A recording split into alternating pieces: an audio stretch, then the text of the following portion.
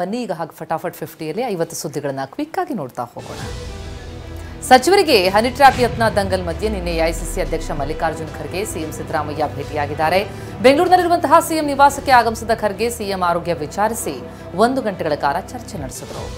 CM ಜೊತೆಗಿನ ಮಾತುಕತೆ ಬಳಿಕ ಬಹಿರಂಗವಾಗಿ ಪ್ರತಿಕ್ರಿಯೆ ನೀಡಲು ಖರ್ಗೆ ನಿರಾಕರಿಸಿದ್ರು. ಆದರೆ ಟಿವಿ9ಗೆ ಸಿಕ್ಕಿರುವಂತಹ ಉನ್ನತ ಮೂಲಗಳ ಮಾಹಿತಿ ಪ್ರಕಾರ ಇಬ್ಬರ ಚರ್ಚೆ ವೇಳೆ ಹನಿ ಟ್ರ್ಯಾಪ್ ವಿಚಾರದ ಬಗ್ಗೆಯೂ ಕೂಡ ಮಾತುಕತೆ ಆಗಿದೆ ಅಂತ ಗೊತ್ತಾಗಿದೆ. ಸಚಿವರಿಗೆ ಹನಿ ಟ್ರ್ಯಾಪ್ ಯತ್ನ ನಡೆದದ್ದು ಒಳ್ಳೆ ಬೆಳವಣಿಗೆಯಲ್ಲ ಅಂತ ಎಐಸಿಸಿ ಅಧ್ಯಕ್ಷ ಖರ್ಗೆ ಹೇಳಿದ್ದಾರೆ. ಬೆಂಗಳೂರಿನಲ್ಲಿ ಮಾತನಾಡಿದ ಖರ್ಗೆ ತಡ ಮಾಡಿದಷ್ಟು ಬೇರೆ ರೀತಿ ಸಂದೇಶ ರವಾನೆಯಾಗುತ್ತೆ. ರಾಜಣ್ಣ ದೂರು ಕೊಟ್ಟ ತಕ್ಷಣವೇ ತನಿಖೆಗೆ ವಹಿಸುವಂತೆ ಕಿವಿಮಾತು ಹೇಳಿದ್ದಾರೆ ಎನ್ನಲಾಗಿದೆ. ಹನಿ ಟ್ರ್ಯಾಪ್ ವಿರುದ್ಧ ಸಚಿವ ರಾಜಣ್ಣ ಸಮರ ಸಾರಿದ್ದು ಡಿಜಿಗೆ ದೂರು ನೀಡಲು ಮುಂದಾಗಿದ್ದಾರೆ. ಅಲ್ಲದೆ ಹೈಕಮಾಂಡ್ ಭೇಟಿಗೂ ನಿರ್ಧಾರ ಮಾಡಿದ್ದಾರೆ. ಸಚಿವ ರಾಜಣ್ಣ ಜೊತೆಗೆ ಸಚಿವರಾದ ಪರಮೇಶ್ವರ್, ಸತೀಶ್ ಜಾರಕಿಹೊಳಿ, ಮಹದೇವಪ್ಪ ಸಹ ದೆಹಲಿಗೆ ತೆರಳಿ ಹೈಕಮಾಂಡ್ಗೆ ವಿವರಣೆ ನೀಡ್ತಾರೆ ಎನ್ನಲಾಗಿದೆ.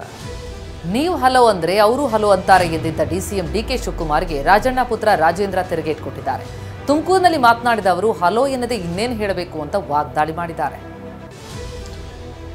ರಾಜಣ್ಣ ಪುತ್ರ ರಾಜೇಂದ್ರ ಸಿಎಂ ಭೇಟಿಯಾದ ಬಗ್ಗೆ ಡಿಸಿಎಂ ಡಿಕೆ ಶಿವಕುಮಾರ್ ಪ್ರತಿಕ್ರಿಯಿಸಿದ್ದಾರೆ. ಬೆಂಗಳೂರಲ್ಲಿ ಮಾತನಾಡಿದ ಅವರು ಯಾರನ್ನಾದರೂ ಭೇಟಿ ಮಾಡಲಿ, ಹನಿ ಟ್ರ್ಯಾಪ್ ವಿಚಾರಕ್ಕೆ ಹೈಕಮಾಂಡ್ ಗರಂ ಆಗಿದೆ ಅನ್ನೋ ವಿಚಾರಕ್ಕೆ ಎಲ್ಲ ಬೋಗಸ್, ಇದೆಲ್ಲ ಕೂಡ ಬೋಗಸ್ ಅಂತ ಡಿಕೆ ಹೇಳಿದ್ದಾರೆ. ಸಚಿವ ರಾಜಣ್ಣ ಪುತ್ರ ರಾಜೇಂದ್ರ ವಿರುದ್ಧ ಸ್ವಪಕ್ಷೀಯ ಶಾಸಕರ ಬೆಂಬಲಿಗರು ಕಾಲೆಳೆದಿದ್ದಾರೆ. ಹೊಸ ಕತೆ ಕಟ್ಟಿದ ಅಪ್ಪ ಮತ್ತು ಮಗ ಅಂತ ಗುಬ್ಬಿ ಶಾಸಕ ಶ್ರೀನಿವಾಸ್ ಬೆಂಬಲಿಗರು ಪೋಸ್ಟ್ ಮಾಡಿದ್ದು, ವಿಡಿಯೋ ಶೀಘ್ರದಲ್ಲೇ ತೆರೆಗೆ ಅಂತ ಟ್ಯಾಗ್ಲೈನ್ ಕೂಡ ಮಾಡಿದ್ದಾರೆ. ಹನಿ ಟ್ರ್ಯಾಪ್ ಕೇಸ್ ಸಿಬಿಐ ತನಿಖೆಗೆ ಕೊಟ್ಟರೆ ಸರ್ಕಾರ ಉಳಿಯಲ್ಲ, ಬಿಜೆಪಿ ಶಾಸಕ ಮುನಿರತ್ನ ಹೀಗೆ ವಾಗ್ದಾಳಿ ನಡೆಸಿದ್ದಾರೆ. ಬೆಂಗಳೂರಲ್ಲಿ ಮಾತನಾಡಿದ ಅವರು ಮೊದಲು ರಾಜಣ್ಣ ವಿರುದ್ಧ ಸುಮೋಟೋ ಕೇಸ್ ದಾಖಲಿಸಿ ಮಂಪರು ಪರೀಕ್ಷೆ ಮಾಡಿಸಿ 48 ಜನರ ಹೆಸರು ಬಾಯ್ಬಿಡಿಸಿ ಅಂತ ಮುನಿರತ್ನ ಆಗ್ರಹಿಸಿದ್ದಾರೆ. ಸಚಿವ ರಾಜಣ್ಣ ಪುತ್ರ ರಾಜೇಂದ್ರಗೆ ಜೀವ ಬೆದರಿಕೆ ಇದೆಯಂತೆ. ಈ ಬಗ್ಗೆ ಮಧುಗಿರಿಯಲ್ಲಿ ಮಾತನಾಡಿದ್ರು ರಾಜೇಂದ್ರ. ಇಂತಹದೊಂದು ದೊಡ್ಡ ಬಾಂಬ್ ಸಿಡಿಸಿದ್ದಾರೆ, ಮಧ್ಯರಾತ್ರಿ ನನಗೆ ಫೋನ್ ಮಾಡ್ತಾರೆ, ತಾಕತ್ತಿದ್ರೆ ಕುಣಿಗಲ್ಗೆ ಬನ್ನಿ ಅಂತ ಬೆದರಿಕೆ ಹೇಳ್ತಾರೆ ಅಂತ ರಾಜಣ್ಣ ಹೇಳಿದ್ದಾರೆ. ಸಭಾಪತಿ ಬಸವರಾಜ ಹೊರಟ್ಟಿ ರಾಜೀನಾಮೆ ಪತ್ರ ವೈರಲ್ ಆಗಿದೆ. ಈ ಬಗ್ಗೆ ಹುಬ್ಬಳ್ಳಿಯಲ್ಲಿ ಪ್ರತಿಕ್ರಿಯಿಸಿದ ಹೊರಟ್ಟಿ, ವೈರಲ್ ಆದ ಪತ್ರದಲ್ಲಿ ಸಹಿ ಇಲ್ಲ, ಸಹಿ ಮಾಡಿದ ಪತ್ರ ಲಾಕರ್ನಲ್ಲಿದೆ. ನನ್ನ ಪಿಎ ಆ ಪತ್ರವನ್ನು ವೈರಲ್ ಮಾಡಿದ್ದಾರೆ. ರಾಜೀನಾಮೆ ಕೊಡಬೇಕು ಅನ್ನೋ ನಿರ್ಧಾರ ಮಾಡಿದ್ದು ನಿಜ ಅಂತ ಹೇಳಿದ್ದಾರೆ. ಸಭಾಪತಿ ಬಸವರಾಜ ಹೊರಟ್ಟಿ ರಾಜೀನಾಮೆ ವದಂತಿ ಭಾರೀ ಸಂಚಲನ ಮೂಡಿಸಿದೆ. ಈ ಬೆನ್ನಲ್ಲೇ ಹೊರಟ್ಟಿ ಅವರನ್ನ ಸಚಿವೆ ಲಕ್ಷ್ಮೀ ಹೆಬ್ಬಾಳ್ಕರ್ ಅಳಿಯ ರಜತ್ ಉಳ್ಳಾಗಡ್ಡಿಮಠ ಭೇಟಿ ಮಾಡಿದ್ರು. ಹುಬ್ಬಳ್ಳಿಯ ದೇಸಾಯಿ ಕ್ರಾಸ್ ಬಳಿರುವಂತಹ ಸಭಾಪತಿ ಹೊರಟ್ಟಿ ಅವರ ನಿವಾಸಕ್ಕೆ ತೆರಳಿ ಮಾತುಕತೆ ನಡೆಸಿದ್ದಾರೆ. ನಾನು ಸಿಎಂ ಆದರೆ 1000 ಬುಲ್ಡೋಸರ್ ಜೆಸಿಬಿ ಆರ್ಡರ್ ಮಾಡುವೆ ಅಂತ ಶಾಸಕ ಯತ್ನಾಳ್ ಹೇಳಿದ್ದಾರೆ. ಬಾಗಲಕೋಟೆ ಜಿಲ್ಲೆಯ ಗುಳೇದಗುಡ್ಡದಲ್ಲಿ ಶಿವಾಜಿ ಕಾರ್ಯಕ್ರಮದಲ್ಲಿ ಮಾತನಾಡಿದ ಅವರು, ಮುಸ್ಲಿಮರ ದಬ್ಬಾಳಿಕೆ ನಿಲ್ಲಬೇಕಂದ್ರೆ ಬುಲ್ಡೋಸರ್ ತರಬೇಕು ಅಂತ ಹೇಳಿದರು. ಇನ್ನು ಹಾವೇರಿ ಜಿಲ್ಲಾ ಕೇಂದ್ರ ಬಸ್ ನಿಲ್ದಾಣದಲ್ಲಿ ಆಕಸ್ಮಿಕ ಬೆಂಕಿ ತಗುಲಿ ಅಂಗಡಿಗಳು ಸುಟ್ಟು ಭಸ್ಮವಾಗಿವೆ. ಬಟ್ಟೆ ಅಂಗಡಿ, ಫರ್ನಿಚರ್ ಅಂಗಡಿ ಸೇರಿದ ಹಾಗೆ 4 ಅಂಗಡಿಗಳು ಬೆಂಕಿಗೆ ಆಹುತಿಯಾಗಿವೆ. ಇದರಿಂದ ಲಕ್ಷಾಂತರ ರೂಪಾಯಿ ಮೌಲ್ಯದ ವಸ್ತುಗಳು ಸುಟ್ಟು ಕರಕಲಾಗಿದೆ. ಆನೇಕಲ್ ತಾಲೂಕಿನ ಹುಸ್ಕೂರು ಮದ್ದೂರಮ್ಮ ಜಾತ್ರೆಯಲ್ಲಿ ರಾಯಸಂದ್ರ ಗ್ರಾಮದ ತೇರು ಧರೆಗುರುಳಿತ್ತು. ಮೊನ್ನೆ ದೊಡ್ಡನಾಗಮಂಗಲ ಮತ್ತು ರಾಯಸಂದ್ರ ತೇರುಗಳು ಧರೆಗುರುಳಿದ್ವು. ದೊಡ್ಡನಾಗಮಂಗಲ ತೇರು ಬೀಳುವಂತಹ ದೃಶ್ಯ ವೈರಲ್ ಆಗಿತ್ತು. ಆದರೀಗ ರಾಯಸಂದ್ರ ಗ್ರಾಮದ ತೇರು ಬೀಳುವ ದೃಶ್ಯ ಲಭ್ಯ ಆಗಿದೆ. ಅಪ್ರಾಪ್ತ ಬಾಲಕನಿಗೆ ಆಟೋ ಓಡಿಸಲು ಕೊಟ್ಟಿದ್ದ ಮಾಲೀಕನಿಗೆ ದಂಡ ಹಾಕಲಾಗಿದೆ. ದಾವಣಗೆರೆ ನಗರದ ಬಸ್ ನಿಲ್ದಾಣದ ಬಳಿ ಆಟೋದಲ್ಲಿ ಸುತ್ತಾಡುತ್ತಿದ್ದ ಬಾಲಕನನ್ನ ಸಂಚಾರಿ ಪೊಲೀಸರು ಪರಿಶೀಲನೆ ನಡೆಸಿದ್ದಾರೆ. ತಕ್ಷಣವೇ ಆಟೋ ಮಾಲೀಕರನ್ನ ಕರೆಸಿ 25,000 ದಂಡ ಹಾಕಿದ್ದಾರೆ. ಮುಂದೆ ಅಪ್ರಾಪ್ತರ ಕೈಗೆ ಬೈಕ್ ಆಟೋ ಕೊಡಬೇಡಿ ಅಂತ ಎಚ್ಚರಿಕೆ ಕೊಟ್ಟರು. ಮೊನ್ನೆ ಬೆಂಗಳೂರಿನಲ್ಲಿ ಅಬ್ಬರಿಸಿದ್ದ ಮಳೆರಾಯ ನಿನ್ನೆ ಚಿನ್ನದ ನಾಡು ಕೋಲಾರದಲ್ಲಿ ಆರ್ಭಟಿಸಿದೆ. ನಿನ್ನೆ ಸಂಜೆ ಆಗ್ತಾ ಇದ್ದಂತೆ ಕೋಲಾರ ನಗರ ಸೇರಿ ಜಿಲ್ಲೆಯ ಹಲವೆಡೆ ಬಿರುಗಾಳಿ ಸಹಿತ ಮಳೆಯಾಗಿದೆ. ಮಳೆ ನೀರಿನಿಂದಾಗಿ ರಸ್ತೆ ಕಾಲುವೆಗಳು ತುಂಬಿ ಹರಿದಿವೆ. ಮಳೆ ಬಿರುಗಾಳಿಗೆ ಕೋಲಾರದ ಡಿಎಚ್ಒ ಕಚೇರಿ ಬಳಿ ರಸ್ತೆಗೆ ಬೃಹತ್ ಮರವೊಂದು ಉರುಳಿ ಬಿದ್ದಿತ್ತು. ಇದರಿಂದ ಬಂಗಾರಪೇಟೆ ಕೋಲಾರ ಮುಖ್ಯ ರಸ್ತೆ ಕೆಲಕಾಲ ಬಂದಾಗಿತ್ತು. ಇದರಿಂದ ವಾಹನ ಸವಾರರು ಪರದಾಡಿದ್ರು. ಮಳೆಯಲ್ಲಿ ಅಗ್ನಿಶಾಮಕ ಸಿಬ್ಬಂದಿ ಮರ ತೆರವುಗೊಳಿಸಿದ್ರು. ಕೋಲಾರ ಜಿಲ್ಲೆ ಶ್ರೀನಿವಾಸಪುರ ತಾಲೂಕಿನಲ್ಲಿ ಮಳೆ ಅಬ್ಬರಿಸಿದ್ದು, ಬಿರುಗಾಳಿ ಮಳೆಗೆ ಮಾವಿನಕಾಯಿಗಳೆಲ್ಲ ನೆಲಕಚ್ಚಿವೆ. ಜೊತೆಗೆ ಹಲವು ಮಾವಿನ ಮರಗಳು ಮುರಿದು ಬಿದ್ದಿವೆ. ಈ ಬಾರಿ ಉತ್ತಮ ಫಲದ ನಿರೀಕ್ಷೆಯಲ್ಲಿದ್ದ ರೈತರು ಕಂಗಾಲಾಗಿದ್ದಾರೆ. ಚಿಕ್ಕಮಗಳೂರು ಜಿಲ್ಲೆಯ ಹಲವೆಡೆ ನಿನ್ನೆ ಧಾರಾಕಾರ ಮಳೆಯಾಗಿದೆ. ಚಿಕ್ಕಮಗಳೂರು ತಾಲೂಕಿನ ಚಂದ್ರದ್ರೋಣ ಪರ್ವತದ ಸಾಲಿನಲ್ಲಿ ಮಳೆ ಸುರಿದಿದೆ. ಮುಳ್ಳಯ್ಯನಗಿರಿ, ಸೀತಾಳಯ್ಯನಗಿರಿ ಹಾಗೂ ಕೈಮರ ಚೆಕ್ಪೋಸ್ಟ್ ಸೇರಿದ ಹಾಗೆ ಹಲವೆಡೆ ಭಾರೀ ಮಳೆಯಾಗಿದೆ. ಚಿಕ್ಕಮಗಳೂರು ತಾಲೂಕಿನ ಕುರುಬರಹಳ್ಳಿಯಲ್ಲಿ ಸಿಡಿಲು ಬಡಿದು 65 ವರ್ಷದ ವೃದ್ಧೆ ಮೃತಪಟ್ಟಿದ್ದಾಳೆ. ಹಾಸನ ಜಿಲ್ಲೆ ಬೇಲೂರು ಮೂಲದ ನಾಗಮ್ಮ ಮೃತ ದುರ್ದೈವಿ. ಮಗಳ ಹೊಲದಲ್ಲಿ ಶುಂಠಿ ನಾಟಿ ಮಾಡೋದಕ್ಕೆ ನಾಗಮ್ಮ ಬಂದಿದ್ಲು. ಈ ವೇಳೆ ಸಿಡಿಲು ಬಡಿದು ಆಕೆ ಸ್ಥಳದಲ್ಲಿ ಮೃತಪಟ್ಟಿದ್ದಾರೆ. ಬೆಂಗಳೂರು ಗ್ರಾಮಾಂತರ ಜಿಲ್ಲೆ ಆನೇಕಲ್ ತಾಲೂಕಿನಲ್ಲೂ ಕೂಡ ಮಳೆ ಅವಾಂತರ ಸೃಷ್ಟಿ ಮಾಡಿದೆ. ಮಾಯಸಂದ್ರ ಗ್ರಾಮದ ಕರಗ ದೇವಸ್ಥಾನದ ಆವರಣದಲ್ಲಿ ಬೃಹತ್ ಗಾತ್ರದ ಮರ ಬಿದ್ದಿದೆ. ಇದರಿಂದ ಒಂದು ಟಿಟಿ ವಾಹನ, 2 ಮಿನಿ ಬಸ್, ತರಕಾರಿ ಸಾಗಿಸುವ ವಾಹನ ಜಖಮಾಗಿದೆ. ಬೀದರ್ ನಗರ ಸೇರಿದಂತೆ ಕೆಲವೆಡೆ ತುಂತುರು ಮಳೆಯಾಗಿದೆ. ನಿನ್ನೆ ಸಂಜೆ ಅರ್ಧ ಗಂಟೆಗೂ ಹೆಚ್ಚು ಕಾಲ ಸುರಿದಂತಹ ಮಳೆ ಬಿಸಿಲಿನಿಂದ ಕಂಗೆಟ್ಟ ಜನರಿಗೆ ತಂಪೇರಿತು. ಇಂದಿನಿಂದ 1 ತಿಂಗಳ ಕಾಲ ಪ್ರವಾಸಿ ತಾಣ ನಂದಿ ಗಿರಿಧಾಮ ಬಂದ್ ಆಗಲಿದೆ. ನಂದಿ ಗಿರಿಧಾಮದ ರಸ್ತೆ ನವೀಕರಣ ಕಾಮಗಾರಿ ಹಿನ್ನೆಲೆ ಬಂದಾಗಲಿದೆ.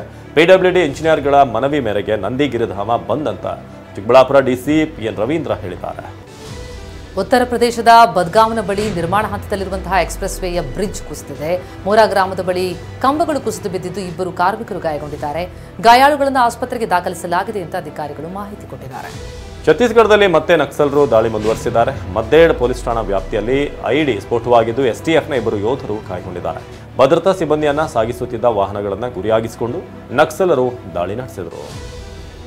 ನವದೆಹಲಿ ರೈಲ್ವೆ ಸ್ಟೇಷನ್ನಲ್ಲಿ ಮತ್ತೆ ನೂಕುನುಗ್ಗಲು ಉಂಟಾಗಿದ್ದು 2 ರೈಲುಗಳ ಬಗ್ಗೆ ಅಧಿಕಾರಿಗಳು ಕೊಟ್ಟಂತಹ ತಪ್ಪು ಮಾಹಿತಿಯಿಂದ ಪ್ಲಾಟ್ಫಾರ್ಮ್ 12 ಮತ್ತು 13ರಲ್ಲಿ ಜನಸಂದಣಿ ಉಂಟಾಯಿತು. ಅದೃಷ್ಟವಶಾತ್ ಯಾವುದೇ ಅಪಾಯ ಆಗಿಲ್ಲ ಅಂತ ಅಧಿಕಾರಿಗಳು ನಿಟ್ಟುಸಿರು ಬಿಟ್ಟಿದ್ದಾರೆ.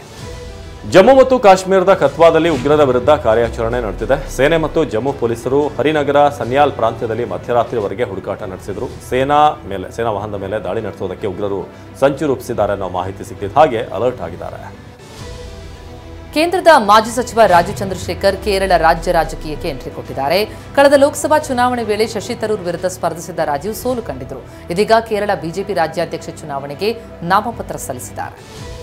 ದೆಹಲಿ ಹೈಕೋರ್ಟ್ ನ್ಯಾಯಮೂರ್ತಿಯೊಬ್ಬರ ಮನೆಯಲ್ಲಿ ಬಂಡಲ್ ಗಟ್ಟಲೆ 500 ರೂಪಾಯಿಗಳ ನೋಟ್ಗಳಿದ್ವು. ತೀವ್ರ ಚರ್ಚೆ ಆರಂಭವಾದಂತಹ ಬೆನ್ನಲ್ಲೇ ನ್ಯಾಯಮೂರ್ತಿ ಮನೆ ಸಮೀಪದ ಕಸದ ತೊಟ್ಟಿ ಮತ್ತು ರಸ್ತೆಗಳ ಮೇಲೆ ಸುಟ್ಟ 500 ಮುಖಬೆಲೆಯ ನೋಟುಗಳು ಸಿಗ್ತಾ ಇವೆ. ಭಾರತದ ಹೆಮ್ಮೆ ತಾಜ್ ಮಹಲ್ಗೆ ವಿಶ್ವಸುಂದರಿಯರು ಭೇಟಿ ಕೊಟ್ಟಿದ್ದಾರೆ. ಆಗ್ರಾದಲ್ಲಿರುವ ತಾಜ್ ಮಹಲ್ ವೀಕ್ಷಣೆ ವಿಶ್ವಸುಂದರಿ ಮಿಸ್ ಯೂನಿವರ್ಸ್ ವಿಕ್ಟೋರಿಯಾ ಕೆಜಾರ್ ಮತ್ತು ಭಾರತದ ಮಿಸ್ ಯೂನಿವರ್ಸ್ ಇಂಡಿಯಾ ರಿಯಾ ಸಿಂಘಾ ಆಗಮಿಸಿದ್ರು. ಪ್ರೇಮಸೌಧದ ಮುಂದೆ ಪೋಸ್ ಕೊಟ್ಟರು. 2ನೇ IPL ಪಂದ್ಯದಲ್ಲಿ ರಾಜಸ್ಥಾನ್ ರಾಯಲ್ಸ್ ವಿರುದ್ಧ ಸನ್ರೈಸರ್ಸ್ ಹೈದರಾಬಾದ್ ತಂಡ ಗೆಲುವು ಸಾಧಿಸಿತು. ಮೊದಲು ಬ್ಯಾಟಿಂಗ್ ಮಾಡಿದಂತಹ SRH 6 ವಿಕೆಟ್ ಕಳ್ಕೊಂಡು 286 ರನ್ ಸೇರಿಸಿತು. ಈ ಗುರಿ ಬೆನ್ನತ್ತಿದ ರಾಜಸ್ಥಾನ್ ಬಾಯ್ಸ್ 6 ವಿಕೆಟ್ ನಷ್ಟಕ್ಕೆ 242 ರನ್ಗಳ ಸೆಲೆಸ್ಟೇ ಶಕ್ತವಾಯಿತು. ಸನ್ರೈಸರ್ಸ್ ಹೈದರಾಬಾದ್ ತಂಡದ ಇಶಾನ್ ಕಿಶಾನ್ IPLನಲ್ಲಿ ತಮ್ಮ ಚೊಚ್ಚಲ ಶತಕ ಸಿಡಿಸಿದ್ದಾರೆ. ರಾಜಸ್ಥಾನ್ ರಾಯಲ್ಸ್ ವಿರುದ್ಧ ಕೇವಲ 47 ಬಾಲ್ನಲ್ಲಿ 106 ರನ್ ಬಾರಿಸಿದ್ರು. 225 ಸ್ಟ್ರೈಕ್ ರೇಟ್ನಲ್ಲಿ ಬ್ಯಾಟ್ ಬೀಸಿದಂಥ ಕಿಶನ್ 6 ಸಿಕ್ಸ್ 11 ಬೌಂಡ್ರಿ ಹೊಡೆದರು. ರಾಜಸ್ಥಾನ್ ರಾಯಲ್ಸ್ ತಂಡದ ವೇಗಿ ಜೋಫ್ರಾ ಆರ್ಚರ್ IPLನಲ್ಲಿ ಕಳಪೆ ದಾಖಲೆ ಬರೆದಿದ್ದಾರೆ. ಸನ್ರೈಸರ್ಸ್ ವಿರುದ್ಧದ ಪಂದ್ಯದಲ್ಲಿ 4 ಓವರ್ನಲ್ಲಿ 76 ರನ್ ಬಿಟ್ಟುಕೊಟ್ಟಿದ್ದಾರೆ. ಕಳೆದ ಆವೃತ್ತಿಯಲ್ಲಿ ಗುಜರಾತ್ ಟೈಟನ್ಸ್ ಪರ ಆಡಿದ್ದಂತಹ ಮೋಹಿತ್ ಶರ್ಮಾ 73 ರನ್ ಕೊಟ್ಟು ದುಬಾರಿ ಬೌಲರ್ ಅನಿಸಿಕೊಂಡಿದ್ರು. ಚೆನ್ನೈನಲ್ಲಿ ನಡೆದಂತಹ 3ನೇ ಪಂದ್ಯದಲ್ಲಿ ಮುಂಬೈ ಇಂಡಿಯನ್ಸ್ ವಿರುದ್ಧ ಚೆನ್ನೈ ಸೂಪರ್ ಕಿಂಗ್ಸ್ ಗೆಲುವು ದಾಖಲಿಸಿದೆ. ಟಾಸ್ ಸೋತು ಬ್ಯಾಟಿಂಗ್ ಮಾಡಿದ ಮುಂಬೈ ತಂಡ 20 ಓವರ್ಗಳಲ್ಲಿ 9 ವಿಕೆಟ್ ನಷ್ಟಕ್ಕೆ 155 ರನ್ ಗಳಿಸಿತು. ನಾಯಕ ಸೂರ್ಯ ತಿಲಕ್ ವರ್ಮಾ ಬ್ಯಾಟಿಂಗ್ನಲ್ಲಿ ಮಿಂಚಿದ್ರು. ಆದರೆ ರೋಹಿತ್ ಶರ್ಮಾ ವಿಫಲರಾದರು. ಮುಂಬೈ ಇಂಡಿಯನ್ಸ್ ಕೊಟ್ಟಂತಹ 156 ರನ್ಗಳ ಗುರಿಯನ್ನು ಬೆನ್ನಟ್ಟಿದ CSK 6 ಎಸೆತ ಬಾಕಿ ಇರುವಾಗಲೇ 4 ವಿಕೆಟ್ ಅಂತರದಿಂದ ಗೆಲುವು ಸಾಧಿಸಿತು. ಚೆನ್ನೈ ಪರ ಆರಂಭಿಕ ರಚಿನ್ ರವೀಂದ್ರ 59 ರನ್ ಗಳಿಸಿ ಕೊನೆಯವರೆಗೂ ಕ್ರೀಸ್ನಲ್ಲಿದ್ದರು.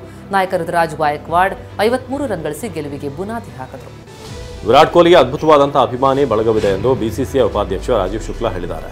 ಕೋಲ್ಕತ್ತಾದ ಈಡನ್ ಗಾರ್ಡನ್ ಮೈದಾನದಲ್ಲಿ ಅಭಿಮಾನಿ ಬೇಲಿ ಹರಿಬಂದು ವಿರಾಟ್ ಕೊಹ್ಲಿ ಕಾಲಿಗೆ ಎರಗಿದ್ದ ಈ ವಿಡಿಯೋ ವೈರಲ್ ಆಗಿತ್ತು. IPL ನಿವೃತ್ತಿ ಬಗ್ಗೆ MS ಧೋನಿ ಮೌನ ಮುರಿದಿದ್ದಾರೆ. ನಾನು CSK ಪರ ಎಷ್ಟು ಕಾಲ ಬೇಕಾದರೂ ಆಡಬಲ್ಲೆ, ಅದು ನನ್ನ ಫ್ರಾಂಚೈಸಿ, ನಾನು ವೀಲ್ ಚೇರ್ನಲ್ಲಿದ್ದರೂ ಅವರು ನನ್ನನ್ನು ಎಳ್ಕೊಂಡು ಹೋಗ್ತಾರೆ ಅಂತ ಸಂವಾದವೊಂದರಲ್ಲಿ ಹೇಳಿದ್ದಾರೆ.